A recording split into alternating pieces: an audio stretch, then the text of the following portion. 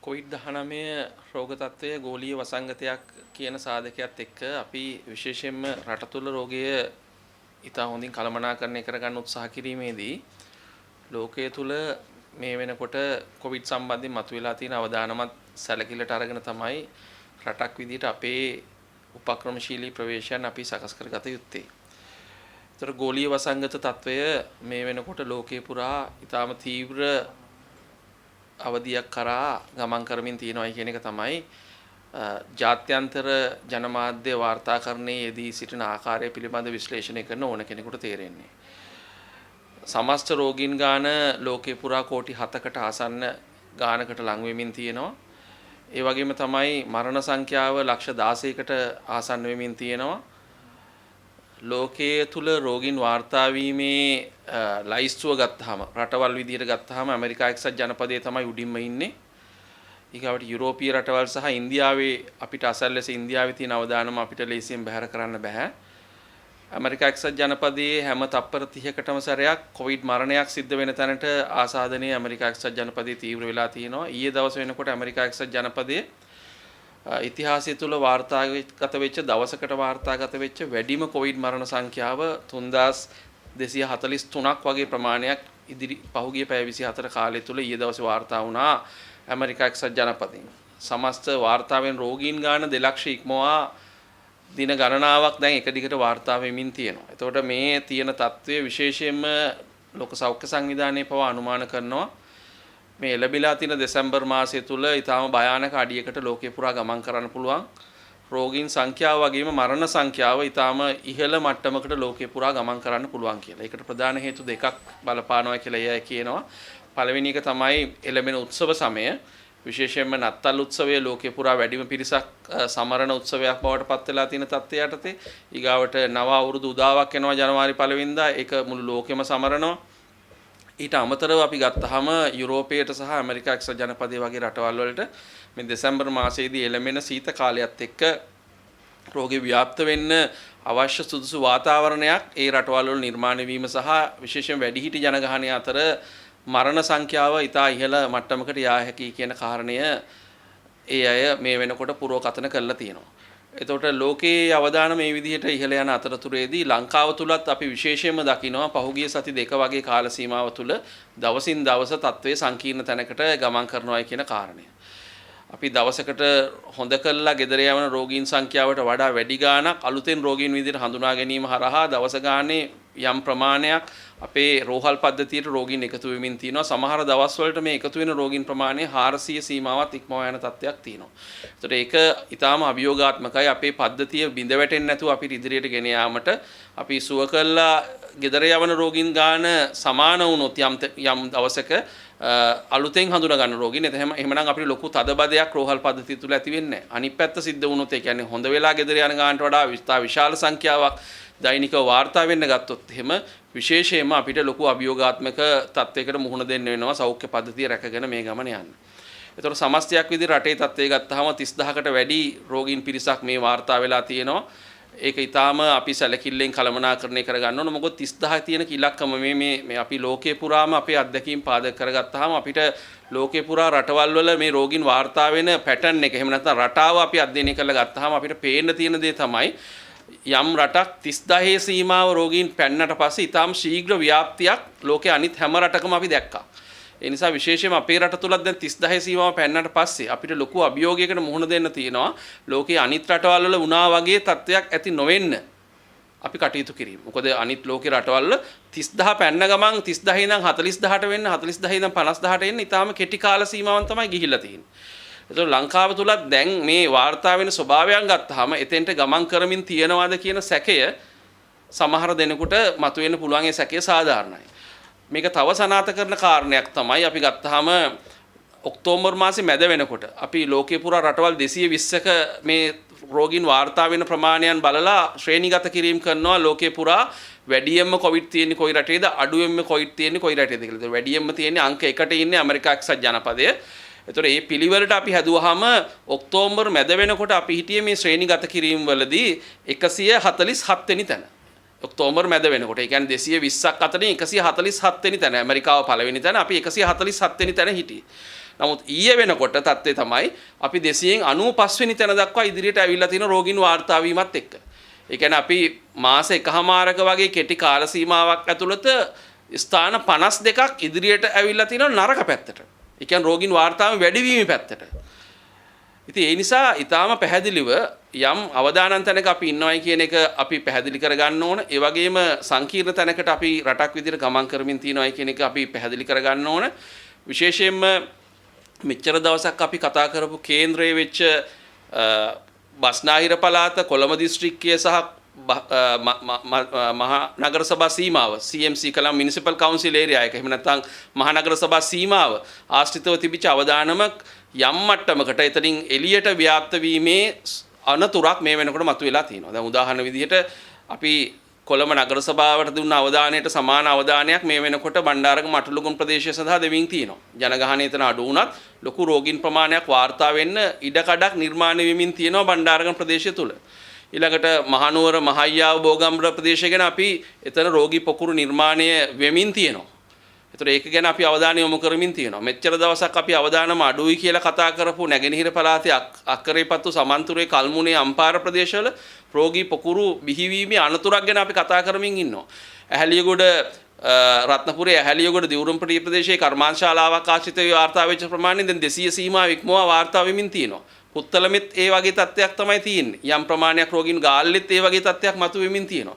ඒතකොට ලංකාවේ මේ අවදානම් කියලා අපි හඳුන්වපු බස්නාහිර පළාතෙන් අවදානම යම් විදියකට සමහර අනිත් අවදානම අඩු වෙලා තිබිච්ච පළාත් වලට ව්‍යාප්ත වීමේ අනතුරක් මේ වෙනකොට මතුවලා තියෙනවා. ඒ හින්දා තමයි අපි හැමෝම අපේ වගකීම මේ වෙලාව ඉෂ්ට කිරීම සම්බන්ධයෙන් ප්‍රධාන අවබෝධයෙන් යුක්තව කටයුතු කළ යුත්තේ. බලධාරීන් විදිහට බලධාරීන්ගේ වගකීම, සෞඛ්‍ය ආරක්ෂකාංශ විදිහට ඒ අයගේ වගකීම, ජනතාවගේ වගකීම ඒ සේට්ටම වඩා ඉහළින්ම මතක තියාගෙන අවබෝධයෙන් යුක්තව ක්‍රියාත්මක කිරීම ඉදිරි කාලය සාර්ථකව ඉදිරියට ගෙන යාම සඳහා අපිට වැදගත් වෙනවා. ඒ නිසා අපි විශේෂයෙන්ම යෝජනා කරන්නේ දැන් ඉදිරියේදී විශේෂම උත්සව සමයක් එනවා අපේ රට තුලත්. අපේ සහෝදර කතෝලික ජනතාවක් ඉන්නවා නත්තල් උත්සවයේ ඒ අයට අවුරුද්දකට සැරයක් එන උත්සව අවස්ථාවක්. ඒ අය නත්තල් උත්සවයේ සමරන ආකාරය පිළිබඳ අපිට අත්දැකීම් තියෙනවා. එක දවසකින් ඉවර වෙන්නේ නැහැ. සමහරවිට සතියක් වගේ දිගට නත්තල් උත්සවය සැමරීම තමයි සම්ප්‍රදායක් විදිහට ඒ අය කරමින් ඉන්නේ. ගෙවල් වල ප්‍රිය සම්භාෂණ ඒ ඇතුළු ඒ පිරිස එකතු වෙලා කරන කාර්යයන් ගොඩක් අනිත් සියලුම උත්සව වලට වඩා වැඩි නත්තල් උත්සවයේදී ඒක අපි දන්නවා. ඒ හින්දා කරුණාකරලා අපි ජනතාවට කියනවා මේක අපිට මේ වෙලාව මොකද්ද කියලා අවබෝධ කරගෙන ඒ කතෝලික ජනතාව ක්‍රියාත්මක වෙයි කියලා අපි විශේෂයෙන්ම විශ්වාස කරනවා. විශේෂයෙන්ම අපි ගත්තාම එක කොට්ටාසියකට විතරක් නෙමෙයි මේක බලපාලා තියෙන්නේ. ජාතියක් විදිහට ආගමක් විදිහට වෙන් වෙලා කොවිඩ් සලකලා නැහැ. හැමෝටම එක විදිහට තමයි කොවිඩ් සලකලා තියෙන්නේ. අපි දැන් ආරම්භය ඉඳන් ගත්තාම සිංහල අලුත් අවුරුද්ද, හින්දු අලුත් අවුරුද්ද අපිට අහිමි වුණා. බෞද්ධයන්ගේ වැදගත්ම උත්සවයක් වෙන වෙසක් උත්සවය, පොසොන් උත්සවය අපිට අහිමි වුණා. අපේ මුස්ලිම් සහෝදර ජනතාවගේ රාමසාන් උත්සවය අපිට වෙනද විදිහට සමරන්න බැරි වුණා. හින්දු ජනතාවගේ දීපවාලි උත්සවය වෙනද විදිහට අපිට සමරන්න බැරි වුණා. ඒ නිසා අපි විශේෂයෙන්ම ඒ කාරණා සිහියේ තබාගෙන මේ මොහොතේදී උත්සව සමය වගකීම් සහගතව ගත කරන්න අපි හැමෝම සබුද්ධික වුණොත් අපිට ජනවාරි මාසයේ යම් සුබදායි තැනකට ගේන්න පුළුවන්. ඒ හින්දා තමයි සෞඛ්‍ය අමාත්‍යාංශ විශේෂයෙන්ම මේ වෙනකොට එළමන උත්සව සමය ඉලක්ක කළා මාර්ගෝපදේශ සහිතව යම් ප්‍රවෘත්ති නිවේදනයක් නිකුත් කරලා තියෙන ජනතාවට තමන්ගේ වගකීම සිහිපත් කළා. ඒතෙන්දී විශේෂයෙන්ම උත්සව සමයේ සාප්පු සවාරි යාම සම්බන්ධයෙන් විශේෂ අවධානයක් යොමු කරලා තියෙන සෞඛ්‍ය අමාත්‍යාංශයේ මාර්ගෝපදේශය තුළ එයා ඊට පැහැදිලිව කියලා තියෙන විදිහට මේ සාප්පු සවාරි යන්න වැඩි නැඹුරුතාවයක් එන කාලයක් මේ උදා වෙලා තියෙන. නමුත් වෙනද විදිහට සාප්පු සවාරි යන්න එපා. ගෙදර තමන්ගේ ගෙදරට ඇඳුම් පැළඳුම් ටික ගන්න, වෙනත් අත්‍යවශ්‍ය භාණ්ඩයක් ගන්න සාප්පුවකට වෙළඳපොළට යනවා නම් එක්කෙනෙක් හරි දෙන්නෙක් හරි ගෙදරින් යන්න. වෙනද විදිහට අර ගෙදර ඉන්න අම්මා තාත්තා කුඩා දරුවෝ සියලු දෙනා එකතු කරගෙන කඩේට යන්න එපා කියන එක කියලා තියෙනවා. ඒක හරි වැදගත් වෙනවා සංචරණ සීමාවන් මේ විදිහට පවත්වාගෙන යන්න. ඒ වගේම අවදානම් කණ්ඩායම් ටික එළියට බස්සන්න එපා. ඒ අය ගෙවල් ඇතුලේ තියාගන්න. විශේෂයෙන්ම දියවැඩියාව අධික රුධිර පීඩනය වගේ තියෙන ඒ වයස්ගත වූවන් ඇතුළු ගර්භණී මව්වරු ඇතුළේ අවදානම් පිරිස සමාජයට නිරාවරණය කරන්න එපා. ඒ වගේම සමාජයට ගියාට පස්සේ අත්සෝදනවා, මුව ආවරණයක් පාවිච්චි කරනවා, මීටරේ දුර තියාගෙන ඉන්නවා. දැන් විශේෂයෙන් පෝලිං වල වගේ ගැවසෙනකොට අපිට මේ දුර අමතක වෙනවා. ඒ නිසා විශේෂයෙන් අවධාරණය කරනවා ඒ දුර පෝලිමක ඉන්නකොටත් දුර තියාගන්න. විශේෂයෙන්ම අර තමන්ගේ ගෙදර තමන්ගේ ගේ ළඟ තියෙන තැනකට ඒ වෙළඳපොළකට යන්න පුළුවන් තරම් උත්සාහ කරන. දැන් හැමෝම දැන් අපි පුරුදු වෙලා තිනවා දුර තියෙන සමහර වෙලාවට ජනප්‍රියයි කියන වෙළඳ ආයතන පසුපස ගිහිල්ලා ඒ ආයතන වලටම යන්න. ඒතර මේ පාර ඒක චුට්ටක් අපිට හිතලා බලන්න වෙනවා නැවත අපි එතෙන්ටම යන්න ඕනද? අපේ නිවසාවට අපේ ප්‍රදේශයේ වෙළඳසැලක් තියෙනවා අපේ අවශ්‍යතා සම්පූර්ණ කරගෙන එතෙන්ටත් අපි පුළුවන් තරම් අර රෂ් අවර්ස් මග ඇරලා. ඒ කියන්නේ සෙනඟ ගොඩක් ගැවසෙන වෙලාවල් මග ඇරලා දවසේ සෙනඟ අඩුවෙන් ගැවසෙන වෙලාවල් තෝරගෙන ඒ තැන් වලට යන එක හරහා අපිට අර මිනිස්සුත් එක්ක ගැටෙන එක පුළුවන් තරම් අර සමාජය තුළ ව්‍යාප්තිය පාලනය කරගන්න උදව් වෙයි. වෙන මේ කියන කාරණාත් එක්ක විනෝද ගමන් යන එක, වන්දනා ගමන් යන එක පුළුවන් තරම් අපි මේ කාලේ අඩු කරන්න ඕන. ප්‍රිය සංഭാෂණ පවත්වන එක පුළුවන් තරම් බාහිර පුද්ගලයා ගහලා ගෙදර ඇතුලේ වුණත් පාටියක් පවත්වන එක ගැන අපි විශේෂයෙන් සැලකිලිමත් වෙන්න ඕන. ගෙදර අය විතරක් එකතු කරගෙන අඩුම ගානේ අසල්වැසියොත් එක්කත් මේක බෙදා ගන්න යන්නේ නැතුව අපි මේ කාල සීමාව අර අලුත් අවුරුද්ද කිව්වා වගේම ගත කළොත් අපිට ජනවාරි මාස වෙනකොට නව සාමාන්‍යකරණයත් එක්ක මේ තියෙන බිය සැක තරමක් දුරට හරි දුරු කළා රටක් විදිහට ඉස්සරහට යන්න පුළුවන් වෙයි කියලා අපි විශ්වාස කරනවා. එතෙන්දී ජනතාවගේ වගකීම නැවත අපි අවධාරණය කරනවා. ඒ වගේම තමයි දැන් සිරිපා සමය ආරම්භ වුණා. එතෙන්දිත් විශේෂයෙන් මේ සෞඛ්‍ය මාර්ගෝපදේශ වලට අනුව ඒක ක්‍රියාත්මක වීම සම්බන්ධයෙන් සෞඛ්‍ය අමාත්‍යාංශය ඉදිරියේදී ප්‍රකාශයක් සිදු කරයි කියලා බලාපොරොත්තු වෙනවා. ඒ අනුව මේ තියෙන තත්ත්වයක් එක්ක ජනතාව තමන්ගේ වගකීම හරියට තේරුම් අරගෙන කටයුතු කිරීම හරි වැදගත් වෙනවා. මෙතෙන්දී ජනතාවගෙන් බහුතරයක් වගකීම් සහගතව හැසිරෙනවා කියන එක තමයි අපිට පේන්නේ. නමුත් සුළුතරයක් ඒ විදිහේ අමතක කළා දාලා ක්‍රියාත්මක වීම මුළු සමස්ත රටටම අනුතුරුදායක තත්ත්වයක් ඇති කරන්න පුළුවන්. ඒ නිසා එක්කෙනෙක් ඇති මුළු රටක්ම විනාශ කරන්න එක අපි හැමදාම කියපු දෙයක්.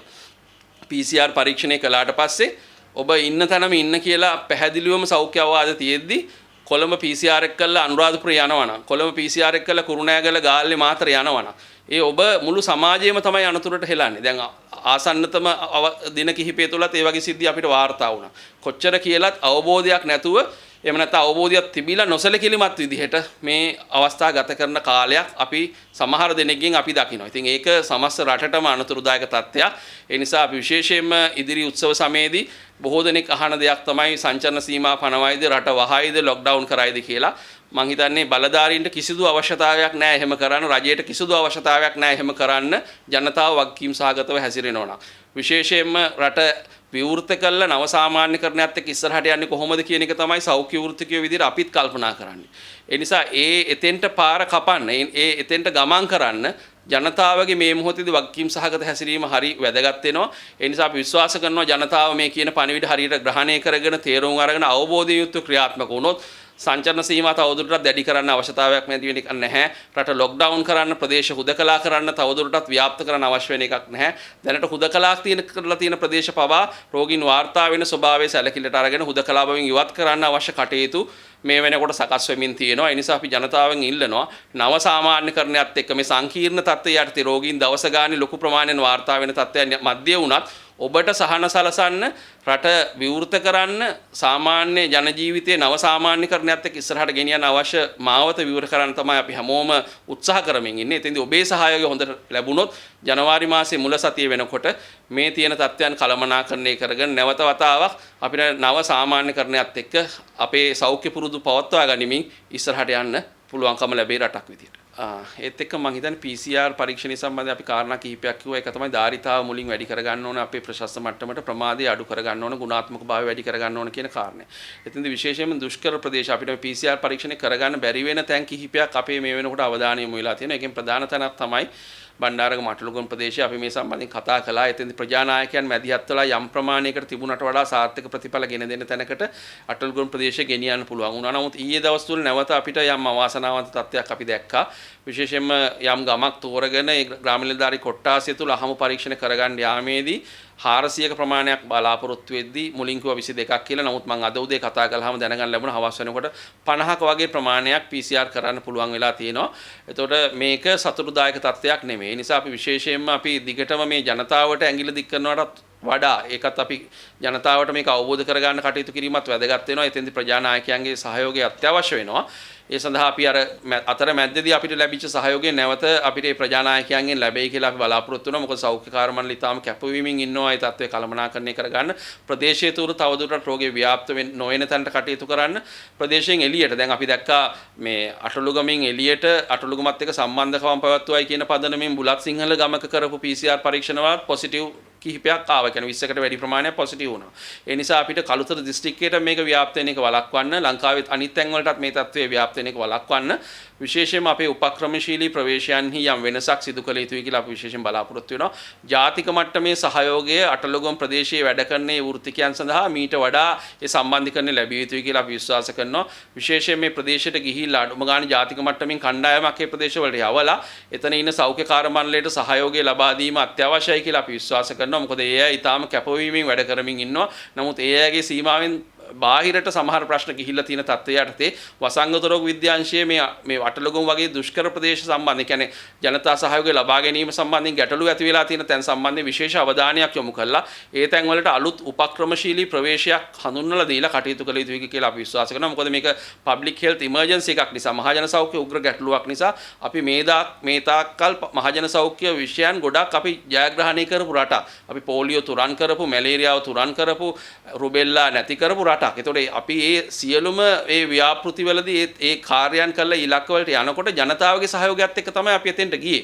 ඒතකොට කොවිඩ් ජනතාවගේ සහයෝගය නැතුව අපිට දිනන්න බෑ. ඒ නිසා ජනතාවගේ සහයෝගය හැම කොටසකම ජනතාවකට මේක වැදගත් වෙනවා. ඒ කියන්නේ මේක ಜಾති ආගම් ભેදයකින් තොරව කොවිඩ් එන්නේ ඔබට. ඒ නිසා ඒ සියලු කොටස් අපිට එක කොටසක්වත් අමතක කරලා දාලා ඒගොල්ලෝ වැඩක් නැහැ කියලා අපිට රටක් විදිහට ඉස්සරහට යන්න බෑ. ඒ නිසා ඒ සහයෝගය ලබා ගැනීම සඳහා අලුත් උපක්‍රමශීලී ප්‍රවේශයක් ජනතාව බලකරණයට ලක් කරන්න, ප්‍රජානායකයන් හරහා ජනතාවට හරියට පණිවිඩය ගෙනියන්න යම් වෙනස් උපක්‍රමශීලී ප්‍රවේශයක් මේ ප්‍රදේශ සඳහා ඇති විය යුතුයි කියලා අපි විශ්වාස කරනවා. ඒ සඳහා වඩා පුළුල් සංවාදයක් රට තුළ නිර්මාණය විය යුතුයි කියලා අපි විශ්වාස කරනවා. එතෙන්දී වසංගත රෝග විද්‍යාංශය වගේම ජාතික මට්ටමේ සෞඛ්‍ය බලධාරීන්ගෙන් මීට වඩා වැඩි සහයෝගයක් අටලොගම් ප්‍රදේශය සඳහා ලැබෙයි කියලා අපි විශ්වාස කරනවා. දැන් මේ ප්‍රදේශ හමුදා පව කැඳවන්නලා තියෙනවා. අපි දැක්කම හමුදා ආරක්ෂා දාලා තියෙනවා. ඇත්තටම මේ ජනතාව මේක සම්බන්ධයෙන් මොකක්ද මේ ඇතිලා තියෙන තත්ත්වය?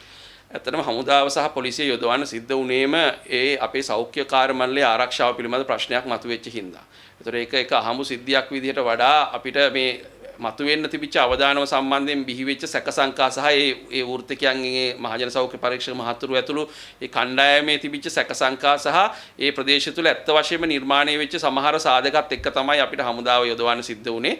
නමුත් අපි විශ්වාස කරනවා දිගින් දිගටම මෙහෙම හමුදා සහ ආරක්ෂකාංශ පිරිවරාගෙන කළ යුතු වැඩක් නෙමෙයි PCR පරීක්ෂණය කියන්නේ. මේක සෞඛ්‍ය වෘත්තිකයන් විසින් කළ යුතු කාර්යභාරයක්. ඒ නිසා මේ අවදානම ඒ දුරු කරනවා කියන සහතිකය දෙන්න පුළුවන් වෙන්නේ ඒ ප්‍රජානායකයන් සහ ප්‍රදේශ ජනතාවටම තමයි. මොකද අර කෙල ගහන සිද්ධියේදී අපි දැක්කනේ ඒ පුද්ගලයෙක් ඊටාම අවිනීත විදිහට සහ දඩබ්බර විදිහට හැසිරෙනකොට අනිත් පිරිස ඒ දිහා ඉනට අත් දෙක තියාගෙන බලාගෙන හිටියා. ඒතකොට ඒකත් එක්ක තමයි මේ සැක සංකා විශ්වාස මතු වුනේ. ඒ නිසා අපි විශේෂයෙන්ම ජනතාවගෙන් ඉල්ලනවා මේ ප්‍රදේශවල ජනතාවගෙන් මීට වඩා සක්‍රීය විදිහට ඔබ වගකීම් සහගත පුරවැසියෝ විදිහට ඒ වැරදි සිද්ධි වලට එරෙහි වෙන්න ඒ හරහා ඒ ප්‍රදේශයට එන මහජන සෞඛ්‍ය පරීක්ෂක මහතුරුන්ගේ සෞඛ්‍ය වෛද්‍ය නිලධාරියතුරු කාර්ය මණ්ඩලයේ ආරක්ෂාව සහතික කරනවා කියන ඒ සහතිකය ඔබට තමයි හොඳටම දෙන්න පුළුවන් වෙන්නේ. සහතිකය ලබා දෙන්න. ඒ හරහා අර අනවශ්‍ය සැක සංකා නැතුව මේ සියලු දෙනාත් එක්ක සංහිඳියාවෙන් යුක්තව මේ ගමන ඉස්සරහට ගිහිල්ලා ප්‍රදේශයේ ඇත්තම මිනිස්සු අවබෝධ කරගෙන මේ PCR පරීක්ෂණ වලට ඇවිල්ලා අපි අවදානම හරියට තක්සේරු කරපු දවසට තමයි අපි මේ ප්‍රදේශය සම්බන්ධ වගේම රටක් විදිහට කොවිඩ් පාලනය කිරීම සම්බන්ධයෙන් සාර්ථක තැනකට එන්න පුළුවන්. මම හිතන්නේ සිරිපා සමය සම්බන්ධයෙන් අපි විශේෂයෙන් මොකද මාස කිහිපයක් දිගට යන කාල පරිච්ඡේදයක් එක දවසකින් දෙකකින් ඉවර වෙන්නේ නැහැ. ඒ නිසා හදිස්සියේ මම හිතන්නේ මේ තියෙන තත්ත්වය යටතේ ශ්‍රීපාදය කරුණා කිරීම සම්බන්ධයෙන් අපි මේ ආරම්භ වෙන සිරිපා සමයත් එක්ක විශේෂයෙන්ම සෞඛ්‍ය මාර්ගෝපදේශ සම්බන්ධයෙන් විශේෂ සැලකිල්ලක් දක්වන්න ඕන.